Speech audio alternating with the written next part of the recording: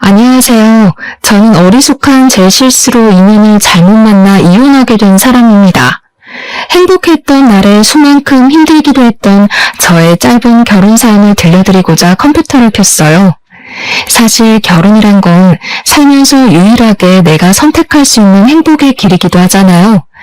근데 그것이 차마 불행의 길인 줄 모르고 들어섰다는 것에 아직도 저는 반성을 하고 있어요. 뭐가 그렇게 좋았길래 결혼을 서둘렀는지 모르겠어요. 아니, 서두르지 않았다면 제가 과연 실수 없이 인생을 살았을까요? 사실 그것도 확신은 못하겠네요. 그래도 한번 씻을 수 없는 실수를 겪었기 때문에 앞으로 제가 살아갈 인생에서 큰 도움은 될 것 같아요. 저의 경험을 청취자분들과 나누고자 하니 제 사연을 들어보시고 함께 조언 공유하도록 해요. 우선 저는 돈이 많은 집안에 시집을 갔습니다. 가난한 집안에 시집을 가는 것보단 결혼 잘했다는 소리를 많이 들었어요. 남편 되는 사람이 동네에서 마트 사업을 했는데요. 마트가 장사도 충분히 잘 되었고 또 주변 이웃에게 인지도도 좋아서 당시 저는 남편을 더 믿었습니다. 결혼하는 데 드는 자금도 별로 없었어요. 신혼집은 시부가 월세 주고 있던 아파트를 저희에게 주겠다고 해서 큰 목돈 마련할 필요 없었고 예식장은 양가 부모님이 돈을 보태서 해결해 주셨습니다. 양가 부모님께서 저희 보고 돈 있을 때 아껴놓으라 하더라고요. 나중에 아이 생기면 모으고 싶어도 잘 안 모아진다면서 도와줄 수 있는 사람이 있을 때 돈을 아끼라 했습니다. 그렇게 저랑 남편은 큰 어려움 없이 결혼을 할 수 있었어요. 시작이 너무 수월해서 저도 제가 결혼을 잘했다고만 생각했습니다. 그런데 역시 사람은 길게 봐야 하는 것 같더라고요. 남편에겐 나이 많은 신우가 있는데요. 신우는 5살짜리 애 딸린 미혼모입니다. 처음에 신우 얘기를 남편한테 먼저 들었을 땐 안타까운 사정이라고만 생각했어요. 남편도 신우를 참 안 된 사람으로 생각하고 있었고 그래서 남편이 신우를 대할 때 뭐든 조심스럽더라고요. 웬만하면 신우의 부탁을 거절하지 않았습니다. 일단 집안 자체에서 신우의 미혼모 사정 때문에 신우를 굉장히 안쓰럽게 보고 있었어요. 당연히 이건 지내다 보니 알게 된 사실이었습니다. 그래서 그런가 특히 남편과 신우 사이가 너무 좋더라고요. 제가 생각하는 일반적인 남매 모습이라고 하기엔 너무 애틋해 보였습니다. 저는 그걸 보고 식구끼리 상처도 잘 보듬어주고 참 마음이 따뜻하다고 생각했어요. 시모도 처음엔 제게 굉장히 착하게 대하셨거든요. 시부가 저를 참해 보인다고 엄청 마음에 들어 하셨는데 시모도 저를 마찬가지로 생각해 주셔서 얼마나 다행이었는지 몰라요. 그래서 저는 더더욱 이 집안에서 잘 어울려 지낼 수 있을 거라고 생각했습니다. 저랑 남편이 신혼여행 다녀오고 나서도 시모가 손수 신혼살림 정리하는 걸 도와주기도 하셨어요. 물론 시부가 좀 도와주라고 시키기도 했지만 그래도 시모는 정말 친절하게 저희를 도와주셨어요. 살림이 처음에 저를 위해서 이런저런 조언도 많이 해주셨습니다. 그리고 남편이 알레르기 때문에 못 먹는 음식만 알려주셨지 남편을 상전 모시듯 모시라는 경고도 없었고 오히려 남편이 말 안 들으면 자기한테 전화해서 일을 하고까지 하셨어요. 그만큼 제 수준에 맞게 유쾌한 분위기를 만들어주셔서 시모가 좋았습니다. 반면 시부는 지방에서 어업을 크게 하시는 분이라 서울 집에는 자주 방문을 못하는 사정이셨어요. 거의 6개월 만에 한 번씩 집을 방문한다고 들었습니다. 원래 며느리 사랑은 시부라고 하잖아요. 시모도 제게 잘해주긴 하셨지만 사실 시부가 저를 가장 챙기는 게 느껴졌거든요. 사실 저를 본 횟수로 보면 거의 초면이나 다름없다고 해도 무방한데 시부는 제가 시집와서 힘들까봐 어떻게든 편의를 봐주려고 했습니다. 그래서 제가 결혼함과 동시에 집에 제사도 없앴고 명절에 음식하는 것도 없애버리셨어요. 시댁에도 굳이 연락하지 않는 이상 주기적으로 찾아올 필요 없다고 하더라고요. 그뿐만이 아니었습니다. 시부는 귀찮게 어른들 생신 같은 것도 챙기지 말고 정 챙기고 싶으면 그냥 외식으로 퉁치자면서 저보고 힘들게 생일상 같은 거 차리지 말라고도 하셨죠. 어떻게 이리 며느리 입장을 잘 생각해 주시는지 처음 그 선언을 들었을 때 제가 다 민망할 지경이었습니다. 다른 가족들도 제게 친절했고 제 편의를 봐주려고 웬만하면 굳은 일 안 시키려고 하긴 했는데 솔직히 시부처럼 이런 시댁 행사를 없애주는 것이 진정으로 며느리를 생각해주는 마음이잖아요. 처음엔 시부에게 그렇게까지 마음 안 써주셔도 된다고 하며 거절했지만 시부가 워낙 단호하게 나와서 결국 그렇게 결정이 난 거거든요. 그게 당장은 몰라도 나중엔 정말 큰 은혜라는 걸 예측할 수 있어서 더 이상 거절하진 못했어요. 그 부분에 대해서 시모도 별 말은 없었습니다. 시부가 결정한 거라 더 말하지 못했을 수도 있고 아니면 시모도 그런 행사들이 귀찮았을 수도 있고 일단은 시부 의견에 반대하는 사람은 아무도 없었다는 겁니다. 그렇게 선포하고 지방을 내려간 시부는 일이 너무 바쁠 땐 1년에 한 번씩 온다고도 하더군요. 어떻게 될지는 가봐야 한다면서 떠나셨어요. 그렇게 저는 신혼여행에 다녀오고 나서 한동안 시부는 코빼기도 볼 수 없었습니다. 그리고 그제야 저는 그게 어쩌면 남은 식구들이 모두 기다렸던 시간이었을 수도 있다는 걸 깨달았어요. 시댁이랑 저희 신혼집이랑 걸어서 닿을 수 있는 거리인데 신우랑 시모가 번갈아 가면서 굉장히 자주 방문하더라고요. 방문만 하는 거면 뭐 상관이 없었죠. 근데 뭔가 올 때마다 이전과 다른 느낌이 난다는 게 문제였어요. 특히 시모는 초반에 자기가 우리 집을 방문하면 제게 손 하나도 까딱 못하게 다 알아서 하셨거든요. 화장실 실내화를 뭐 저런 거 샀니? 저런 신발은 물기 조금 더 하면 미끄러운데. 그러다 바깥 일하는 사람 다치기라도 해봐. 너희 밥줄 끊기는 거야. 그리고 내가 계속 지켜봤는데 너 베란다에 화분 정리 아직도 안 했더라? 내가 분명 일렬로 세워놓으라고 했잖니. 지나가는 사람 발 걸린다고. 갈수록 시모가 제게 이래라 저래라 간섭하는 일이 늘어갔어요. 이전에는 제 손에 물 한 방울 안 묻게 하라고 과하게 행동하시더니 갑자기 자기 손에 물 한 방울 안 묻게 하라고 용을 쓰는 겁니다. 제가 다 알아서 할 일이었고 시모가 시키는 일보다 더 급한 일이 많아서 잠깐 미루고 있었던 거예요. 그런데 시모가 집을 찾아올 때마다 중구난방으로 지적을 해대니까 나중에는 점점 신경이 거슬리더라고요.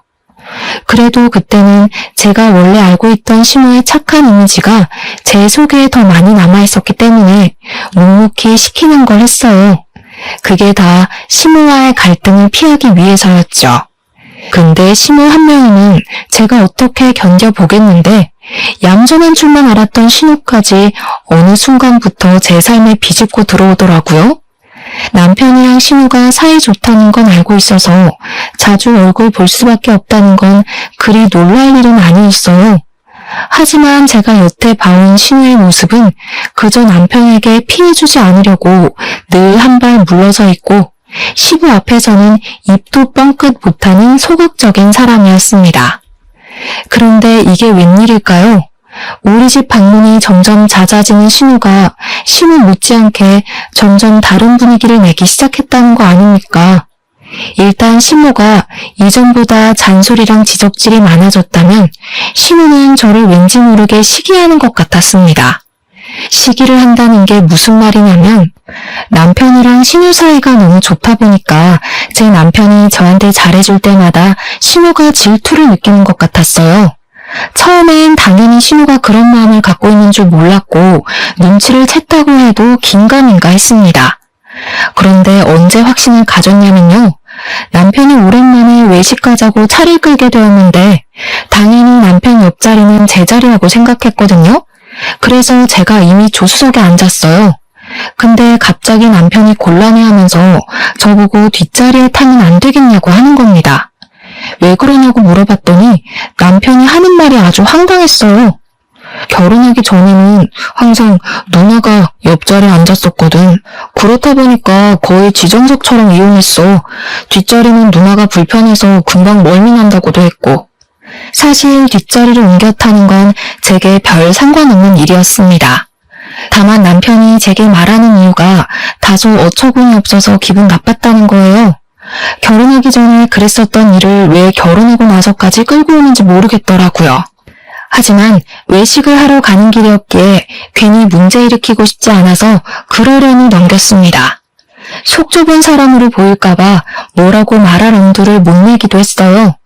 그날 신우는 외식 나가서 남편의 아니냐는 질문을 덜어 받았습니다. 웃긴 게 남편이 자리에 같이 있으면 그런 거 아니라고 해명을 했는데 남편만 자리에 없으면 신우가 그런 질문에 대해서 그저 웃으며 호응해 주더라고요. 그렇게 보여요? 저희 아들이랑 좀 닮긴 했죠. 그렇다고 서비스까진 안 주셔도 되는데 예쁘게 봐주셔서 감사해요. 이런 식으로 남편과 부부로 오해받는 일을 좀 즐기는 것 같았어요. 제 입장에선 신우의 이런 짓들이 가장 이해 안 되는 부분이었습니다. 신우는 그렇게 말하면서도 저를 눈치 보기보다는 제게까지 호응을 유도하는 게 딱 봐도 저를 경계하는 듯한 행동이란 걸 알 수 있었어요. 그 이후로도 신우는 남편과 제 사이를 매번 갈라놓는 행동은 종종 저질렀습니다. 그걸 여러 번 보고 나니까 제 안에서 내려진 정의가 딱 하나 있더라고요. 그게 바로 신우가 질투를 하는 것 같단 거였어요. 신우는 되도록 저랑 남편이 같이 있는 꼴을 안 만들려고 했고 남편이 자기에게 더 눈길을 주길 바라면서 관심을 끌었습니다. 그 행동이 도가 지나쳤을 땐 그런 일도 있었어요. 신우가 갑자기 자기 아들을 데리고 와서는 제게 덜렁 넘겨주더라고요. 올케, 제가 잘 몰라서 그러는데 올케는 나이가 있으니까 애들 음식 좀 할 줄 알 거 아니에요? 우리 애 밥 좀 해줘요. 오늘은 제가 급한 약속이 있어서 애 못 챙겨줄 것 같거든요. 그럼 어머님한테 맡기면 되지. 왜 굳이 여기까지 찾아왔어요? 어머님 집에 안 계세요? 어차피 내 동생이랑 약속 가는 거라 여기 오는 김에 올케한테 맡기는 게 나을 것 같아서요. 약속 끝나면 들려서 애 데리고 가면 되니까요. 우리 엄마도 쉬는 날이 있어야 하잖아요. 손주가 아무리 예뻐도 매일 보면 얼마나 지겹겠어요? 저 그때 신우가 잡았다는 약속이 제 남편과의 약속인 걸 알고 얼마나 당황했는지 모릅니다. 제 남편과의 저녁 데이트를 하기로 했다더라고요. 결혼하기 전에도 남편이랑 신우랑 같이 저녁 외식을 많이 즐겼다 하대요. 서로 약속을 잡고 말고를 떠나서 일단 저는 남편이 그 사실을 제게 말 안 해줘서 전혀 모르고 있었습니다. 그러니까 어쩌다 보니 저는 그 둘이 잘 놀라고 대신 애를 봐주게 된 셈이었어요. 너무 어이가 없었지만 이미 벌어진 일이라서 저는 억지로 시조카를 돌봤습니다. 그리고 남편이 귀가할 때까지 벼르고 있었어요. 그렇게 얼마 후 밤 10시쯤에 신우가 신이 난 채로 시조카를 데려왔더군요. 저한테 수고했다는 말 한마디도 없이 시조카만 데리고 쌩 나가버렸습니다. 남편이 뒤따라 안 들어오는 걸 보니까 신우를 집까지 바래다 주는 것 같았어요. 그리고 드디어 남편이 집으로 돌아왔을 때 저는 남편에게 여유도 주지 않고 퍼부었어요. 지금 일부러 나 도발하는 거야? 아가씨랑 약속 있었으면 얘기를 했어야지. 난 아무것도 모르고 있다가 예정에도 없던 육아를 했어. 내가 무슨 베이비시터야? 당신이랑 아가씨 노는데 애나 봐주는 사람이냐고. 이 정도 일이면 적어도 나한테 부탁하는 게 예의 아니야? 화났어? 미안해. 사실 얘기할까 말까 고민했는데 누나가 얘기 안 하는 게 좋겠다고 하더라고. 왠지 말하면 당신이 허락 안 해줄 것 같다길래. 당신은 몰랐겠지만 사실 누나가 당신 눈치 엄청 많이 봐. 눈치? 눈치 보는 사람이 나한테 애 봐줘서 고맙단 말도 안 해? 눈도 안 마주치고 애만 챙겨서 나가니? 당신 없을 때마다 아가씨가 당신 갖고 남편인 척 하더라. 이 상황에 누가 더 눈치 보고 스트레스 받겠어? 누나는 미혼모잖아. 밖에 나가면 얼마나 사람들 시선이 신경 쓰이겠어. 안 그래도 애 아빠한테 버림받았는데 남동생 좀 이용하는 게 뭐 어때서. 그렇다고 내가 진짜 누나 남편 되는 것도 아닌데 뭘 그런 걸로 예민하게 굴어. 그러니까 당신 말은 난 애도 없는데 아가씨가 불쌍하니 조카도 내가 대신 봐야 되고 아가씨가 불쌍하니까 남편도 내줘야 한다는 거네? 가만 보니까 내가 당신 아내가 아니라 당신 불륜녀가 된 기분이다. 지금 남의 남편 빼앗은 것 같아. 배우자한테 무조건 양보만 바랄 거면 나랑 왜 결혼했어? 그냥 나가서 사랑하는 네 누나랑 조카 데리고 남편 행세하면서 살아. 저는 그날 남편에게 쌓였던 서운함을 다 토로하고 말문을 닫아버렸습니다. 다음날 남편이 제게 대화 좀 하자고 해도 무시했어요. 그랬더니 남편도 자기 나름대로 자기 행동을 돌아본 것 같더라고요. 한 이틀 냉전 상태로 지냈을까? 신우가 우리 집을 또 찾아온 적이 있었는데 그날 남편이 먼저 나서서 신우를 집으로 돌려보냈어요. 제가 남편의 사과를 안 받아주니까 남편이 먼저 행동으로 보여준 겁니다. 그 덕분에 저는 남편과 다시 대화할 시간을 갖게 되었는데요. 남편이 제게 미안하다고 하면서 앞으로 신우를 완전히 외면할 순 없겠지만 제 남편으로서 자기가 자제해보겠다고 하더라고요. 일단 남편이 먼저 사과를 해줬으니까 남편을 믿어보기로 했어요. 남편의 사과 덕분에 저희 관계는 다시 좋아졌습니다. 하지만 역시 후폭풍은 있었어요. 남편이 제게로 돌아서면서 신우를 멀리하니까 역시나 신우가 가만히 있질 않더라고요. 그 뒤부터 신우는 아주 뻔뻔해졌습니다. 얼굴에 철판 깔고 저희 집에 거의 늘어붙기 시작했죠. 심지어 남편의 생일날에도 남편이 저랑 단둘이 보내는 게 싫었는지 그날 우리 집에 와서 하루 종일 있었어요.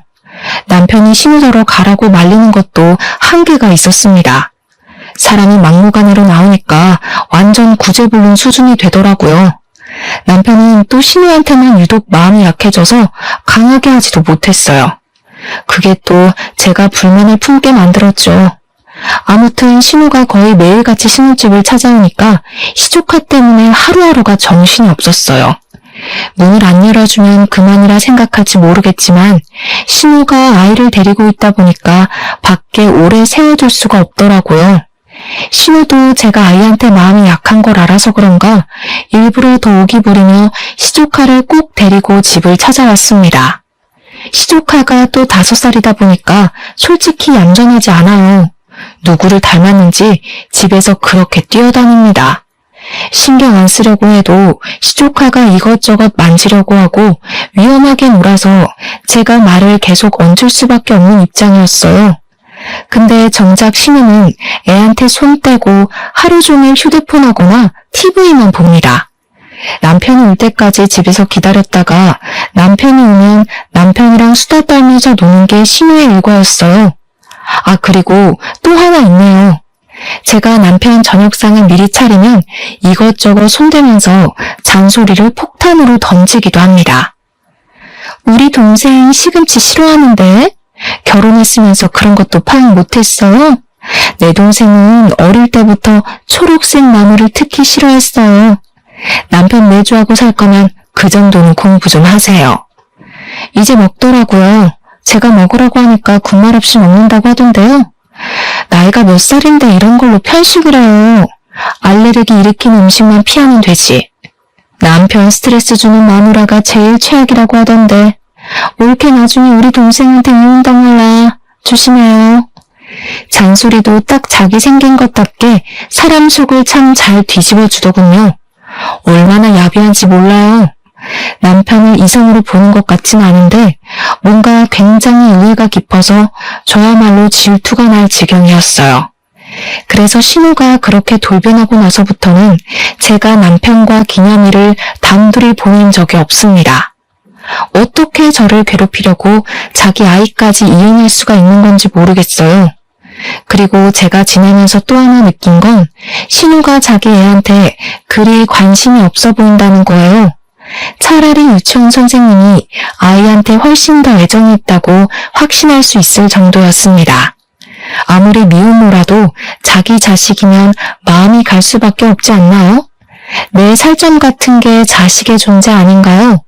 그런데 시조카를 바라보는 신우에게선 그런 애정이 전혀 느껴지지 않았다는 거예요. 제가 보기엔 자기 자식보다 제 남편에게 더 애정이 있는 것 같았습니다. 그럴 수가 있다는 걸 저도 신우 보고 처음 알았어요. 세상엔 상상 이상의 존재들이 참 많은 것 같아요.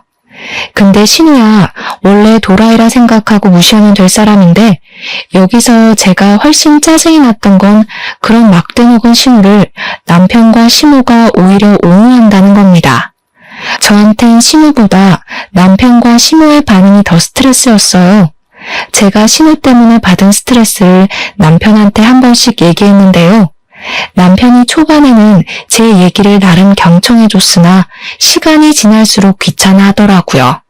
그러면서 했던 말을 또 하고 또 했습니다. 애 혼자 키우느라 외로워서 그래. 당신 이해 좀 해줘.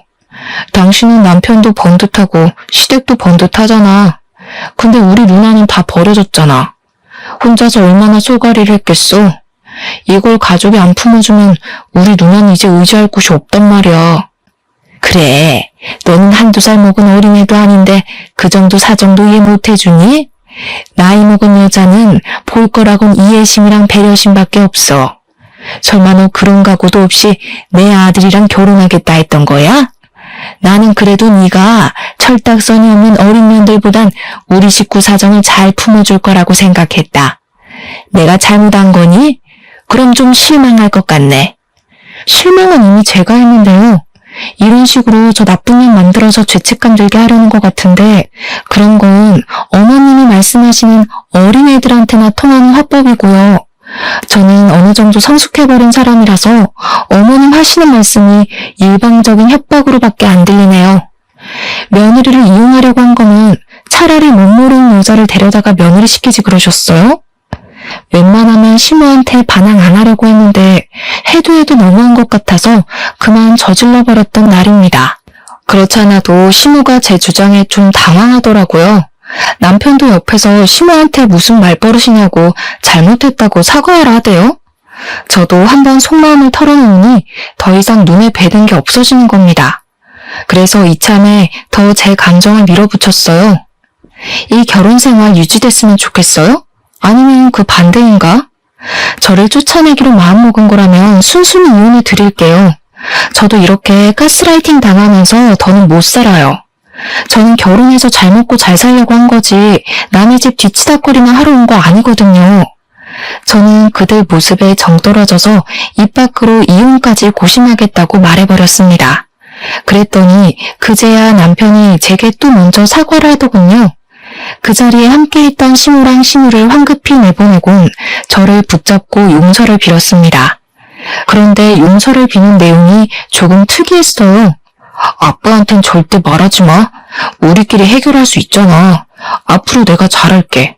당신 심기 안 거슬리도록 엄마랑 누나 우리 집에 못 오게 할 테니까 제발 아빠한텐 이혼 소리 꺼내지 마.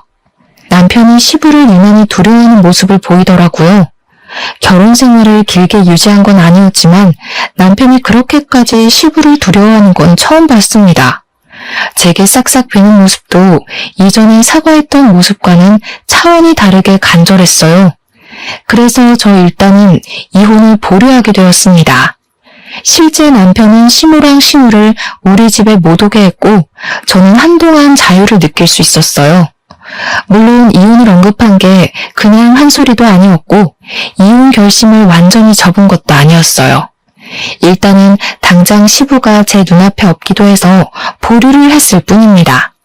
결혼한 지 얼마 안 됐는데 벌써 이혼까지 염두에 버릴 줄은 몰랐네요. 그렇게 직장인들이 마음속에 사표를 품고 사는 것처럼 저도 마음속에 이혼을 품고 지내며 시간을 보낼 때였어요. 어느 날 제가 시댁을 방문할 날이 있어서 시댁을 찾았는데 문이 열려있길래 그냥 들어가려고 했거든요. 근데 안에서 시모랑 신우가 심각하게 대화하는 것이 들리더라고요. 그래서 안으로 들어서지 않고 밖에서 두 사람의 대화를 엿듣게 되었습니다. 그리고 거기서 굉장히 충격적인 사실을 듣고 말았어요. 그 두 사람이 시조카에 대해서 얘기를 나누고 있었는데요. 시모가 시조카를 아들이 아닌 동생이라 칭하면서 시모에게 얘기를 하고 있더라고요. 그때부터 저는 무슨 정신으로 그랬는지 모르겠는데 일단 그 대화를 몰래 녹음해 버렸습니다. 그러면서 숨죽이고 계속 대화에 집중을 했죠. 들으면 들을수록 충격적인 사실이었어요. 놀랍게도 시조카는 신우 친자식이 아니었습니다. 바로 신우의 늦둥이 자식이었던 거예요. 얼마나 놀라운 사실입니까? 여태 시조카인 줄 알았던 5살짜리 아이가 제게 도련님이었다는 거잖아요. 게다가 5살이면 아이 친모의 나이가 적어도 저랑 또래 정도는 되어야 하는데 신우가 품기에는 시모 나이가 너무 많잖아요. 솔직히 할머니 수준 아닙니까?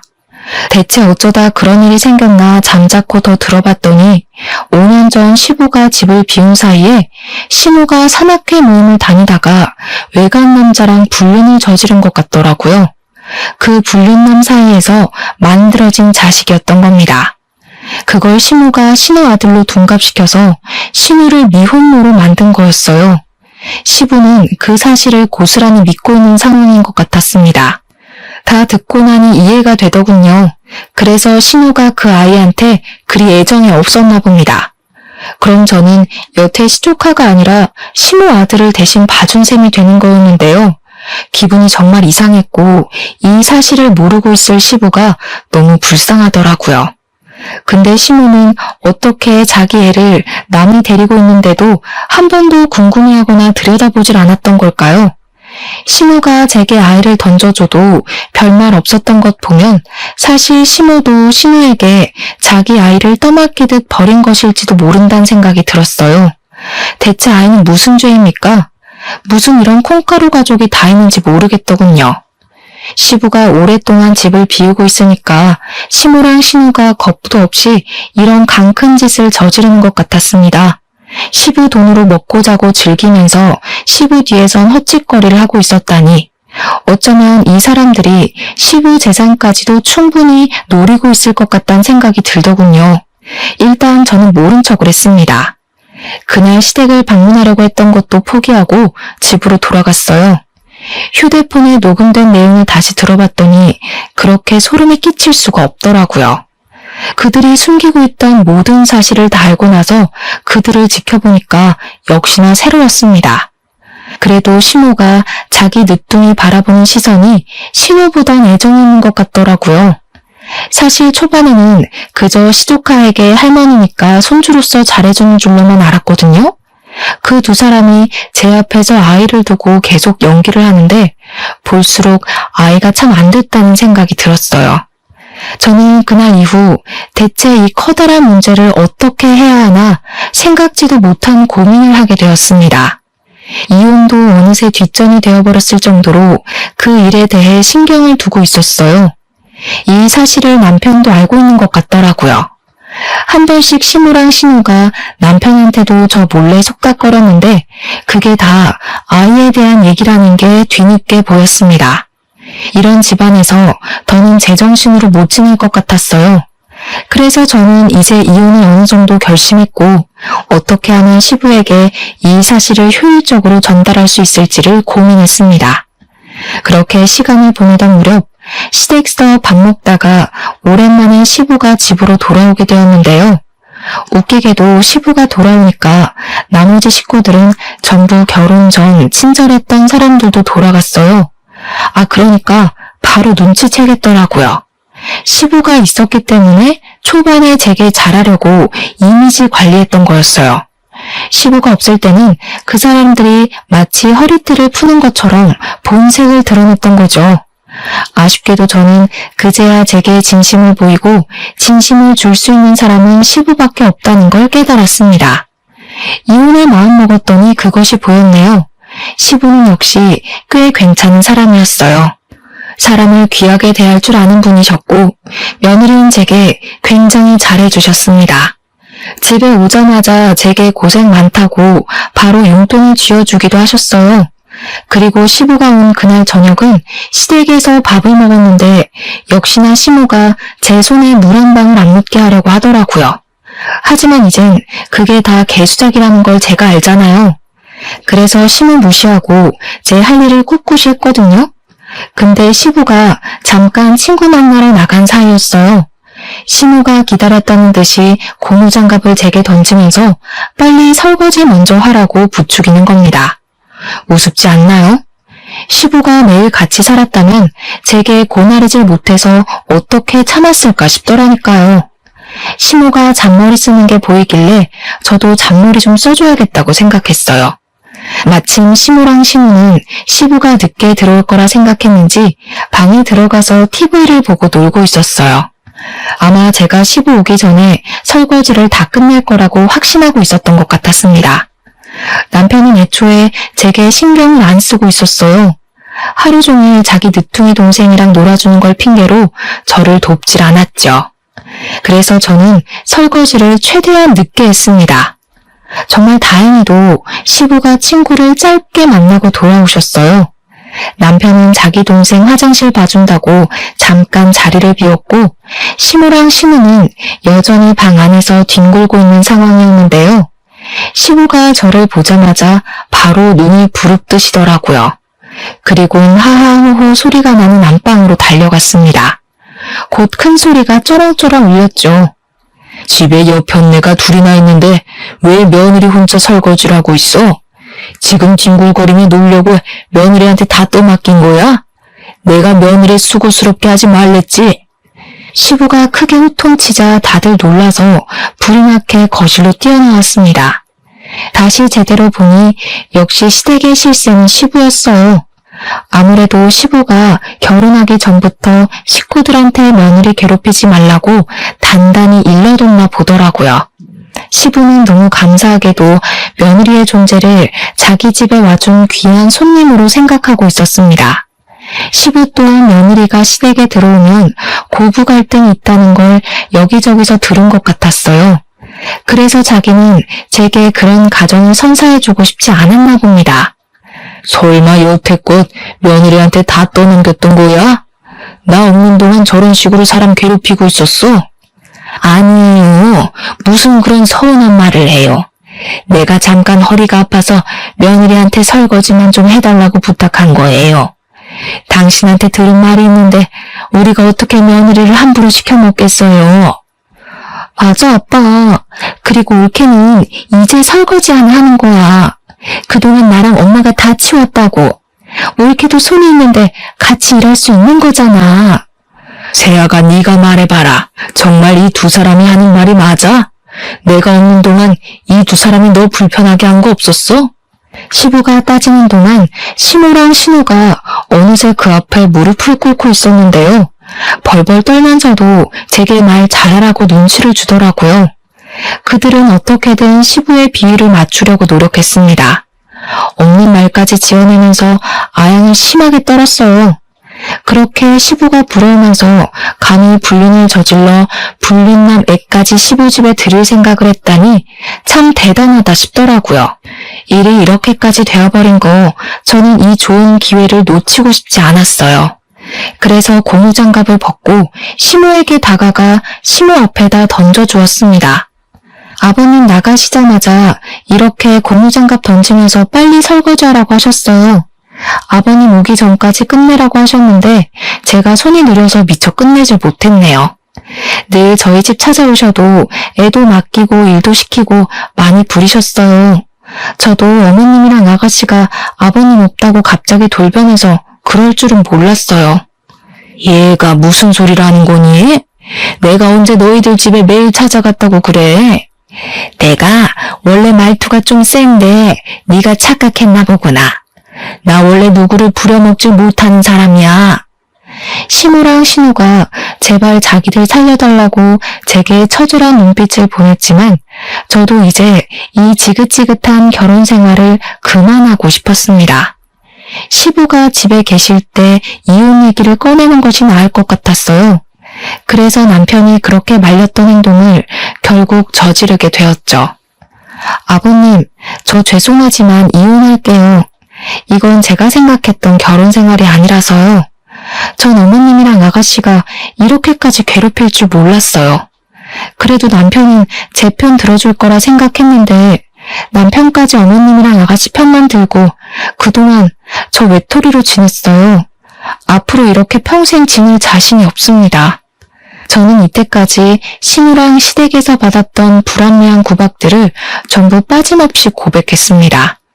그러자 시무랑 신우 표정이 경악으로 물들었고 뒤늦게 나타난 남편이 저를 잡아당기면서 말리더군요. 그건 시부가 남편에게 한 번 더 호통 쳐주는 덕분에 남편의 소나기에서 풀려날 수 있었어요. 저는 그날을 마지막으로 생각하고 제가 갖고 있는 카드를 모두 꺼내보였습니다. 이 사람들이 그토록 숨기고 있던 엄청난 비밀도 당연히 그 자리에서 밝혔어요.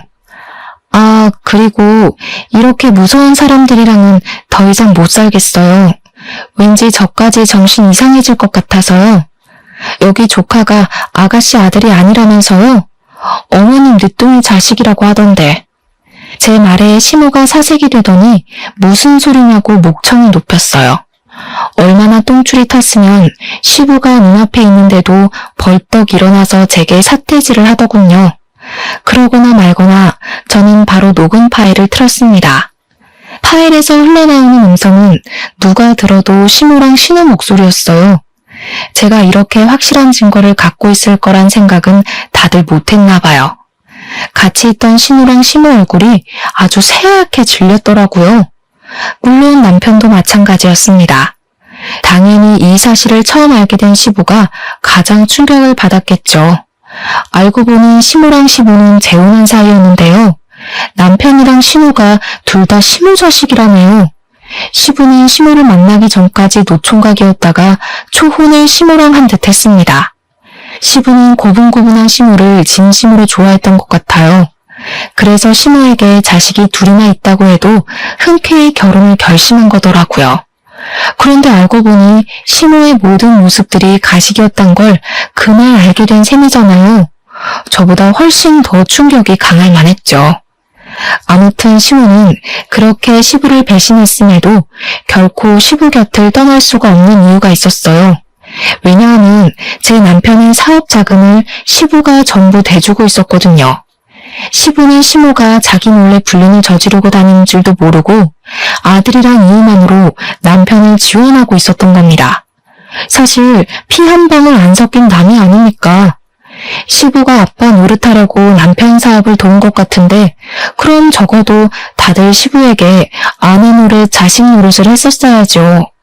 숨겨뒀던 모든 사실이 밝혀지자 시모는 혹시나 집에서 쫓겨날까봐 얼굴이 새하얗게 질려버렸어요. 머리끝까지 열받은 시부가 시모한테 손찌검을 하려고 하자 그때 시모가 먼저 달려들어 시부를 말렸습니다. 그러나 시부는 자기를 똑같이 속인 신우도 꼴보기 싫었는지 사정없이 신우를 밀쳐버렸어요. 한껏 쫄아있는 남편한테 달려가 남편 귀싸대기를 대신 날려버렸습니다. 넌 뭘 한 게 있다고 얼굴 빳빳이 들고 있어? 꼴도 보기 싫으니까 당장 나가. 그리고 내일부터 마트 나가지 마라. 내가 그놈의 마트 다른 사람한테 넘겨줘 버리려니까. 네? 아빠, 제가 잘못한 거 아니잖아요. 엄마가 불륜 저지른 걸 왜 저한테 그래요? 솔직히 저는 아빠한테 다 말하자고 했어요. 근데 엄마가 아빠한테 쫓겨날까봐 무서워서 계속 숨겼던 거라고요. 전 진짜 억울해요. 차라리 엄마랑 누나를 버리고 아빠 밑에 있을게요. 닥쳐. 이미 한통 속이었던 사람을 내가 뭘 믿고 키워주겠어? 먹여주고 데리고 살아줬더니 감히 나를 배신해? 며느리 입에서 저딴 말이 나오게 만들어? 당장 다 꺼져. 시부는 그 자리에서 바로 식구들을 내보내려고 했어요. 그러자 시무랑 신우가 다시 시부 앞에 무릎 꿇고 빌기 시작했습니다. 잘못했다고 한 번만 용서해달라고 하는데 제게 허세 부리던 사람들이 맞나 싶더군요. 저는 사실 이렇게까지 집안 뒤집힐 줄 몰라서 좀 당황스러웠어요. 시부가 이혼을 할 거란 생각은 했지만 당장 식구들을 길거리로 내쫓을 줄은 몰랐거든요. 그 와중에 남편은 계속 시무 탓만 하고 있었습니다.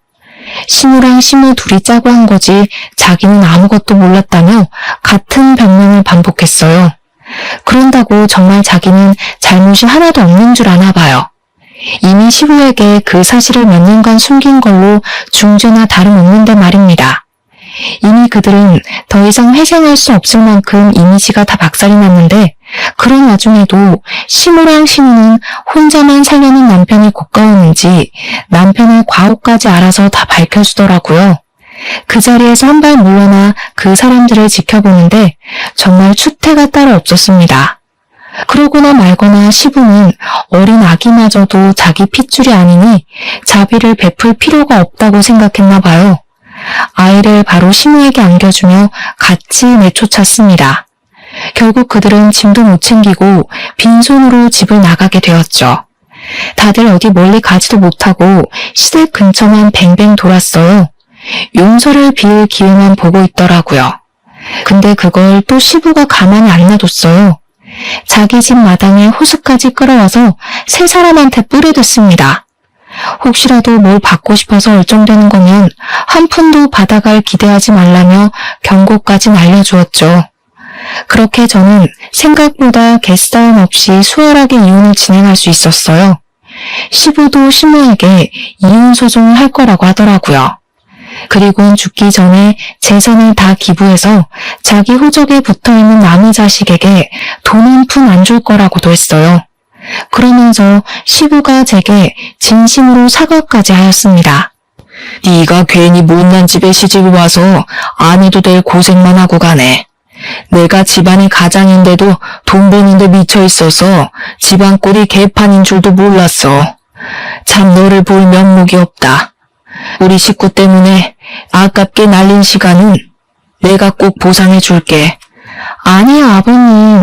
아버님 잘못이 아닌데 왜 아버님께서 사과하세요? 제가 유일하게 위로받은 사람이 아버님인데 아버님한테는 그런 말 안 듣고 싶어요. 오히려 제가 감사하다고 절을 해야 하는걸요. 그러니까 너무 마음 쓰지 마시고 앞으로 더 좋은 인연 만나셔서 아버님이야말로 아깝게 날린 시간 꼭 보상받길 바랄게요. 시부는 제게 유일하게 진심이었던 사람이라고 했잖아요. 그래서 시부가 다른 식구들을 대표해서 사과하는 건 되레 제 마음을 더 아프게 하는 셈이었어요. 괜찮다고 하는데도 시부는 자기 잘못이 맞다면서 끊임없이 자책했습니다. 집안이 그렇게 망해가는 줄도 모르고 고등어 사업이 너무 잘 돼서 전혀 신경을 못 썼다고 한탄했어요. 뿐만 아니라 시부가 제게 보상하겠다는 말은 그냥 한 게 아니었습니다. 제가 결혼 생활이 1년도 채 안 되었는데 시부가 그걸 알고서 저보고 이혼 소송에도 위자료를 많이 못 받을 거라고 걱정까지 해주더라고요. 그러면서 뒤있는 말이 우리 살던 신혼집 아파트를 제 명의로 돌려주겠다고 하는 거 아니겠습니까? 너무 놀라서 그렇게까지 신경 안 써줘도 된다고 그냥 사과만 받겠다고 했어요. 그런데 시부는 제게 그렇게 안 하면 평생 후회할 것 같아서 그런다며 꼭 받아주라고 사정하는 겁니다. 그래서 저는 얼떨결에 말도 안 되는 위자료를 받아버렸어요. 시댁이 잘 살았던 이유는 다 시부가 돈이 많이 벌어서 그런 거였거든요. 그런 대단한 분이 원래 세를 주고 있던 아파트가 값이 꽤 나갔어요. 심지어 시부가 제게 명의를 돌려줄 때는 1.5배 집값이 오르기도 했습니다. 결혼이란 것 자체는 망했지만 어찌 보면 제게 복권이 떨어진 거나 마찬가지인 셈이었어요. 졸지에 10억이나 되는 아파트를 얻게 되었으니 땡 잡았다고 말해도 되는 거 아니겠습니까? 그렇게 저는 너무 득이 되는 이혼을 하고 시부와 마지막 밥 한 끼를 한 뒤 작별 인사를 했습니다. 그렇다고 시부와 인연을 그렇게 마무리하고 싶지 않아서 저는 명절이나 시부 생신날에 시부에게 연락을 넣고 있어요. 시부가 시간이 될 때면 제가 식사를 꼭 대접했고 시간이 안 되면 일하는 곳으로 선물을 보내드렸죠. 시부가 자기는 신경 안 써도 된다고 그만 제 인생을 살라고 하셨는데 시부를 챙기는 것이 제가 살아갈 인생 중에 하나라고도 생각하거든요. 그래서 본의 아니게 계속 고집을 부리고 있습니다. 괜찮은 분이 있으면 시부한테 소개도 시켜드릴까 생각 중이에요. 아무튼 그렇게 떠나버린 사람들은 완전 소식이 뚝 끊겨버렸어요. 시부도 일하는 지방으로 집을 옮기는 바람에 그 사람들과 만난 적이 없다고 하더라고요. 아마 어디서 막노동하느라 바쁘지 않을까 싶네요.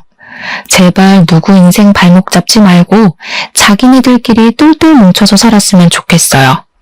그럼 그만 이야기 마무리할게요. 들어주셔서 감사합니다.